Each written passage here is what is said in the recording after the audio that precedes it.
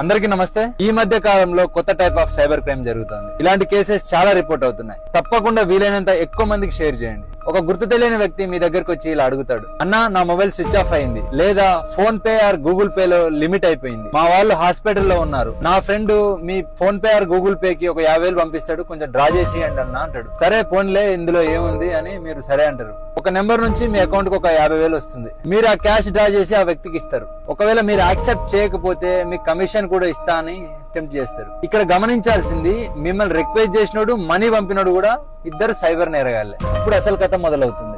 మీకు ఎవడైతే మనీ పంపిండో అదే నెంబర్ నుంచి మళ్ళీ రిటర్న్ గా వాడే సైబర్ క్రైమ్ కాల్ చేస్తాడు. సార్ పొరపాటున రాంగ్ నెంబర్ కి మనీ పంపాను అని ఆ ఎవిడెన్స్ కూడా వాళ్ళకి పంపిస్తాడు. వెంటనే మీ అకౌంట్ ఫ్రీజ్ లోకి వెళ్ళిపోతుంది. ఇలాంటి scams petrol bunks, hospitals, shopping ఏరియాలో ఎక్కువ జరుగుతున్నాయి. గుర్తు తెలియని వ్యక్తులను నమ్మి లేదా కమిషన్ కాశపడి మీ PhonePe or Google pay లో డబ్బులు పంపించుకోకండి. మీ అకౌంట్ సైబర్ క్రైమ్స్ లో ఇన్వాల్వ్ అయితే సిబిల్ స్కోర్ కూడా ఇబ్బంది వస్తుంది. ఫ్యూచర్ లో లోన్స్ లాంటివి తీసుకునేటప్పుడు కూడా ఇబ్బందులు వస్తాయి. Prevention is better than cure. తస్మాత్ జాగ్రత్త. మానవత్వం మంచిదే, కానీ జాగ్రత్త ఇంకా మంచిది. Thank you.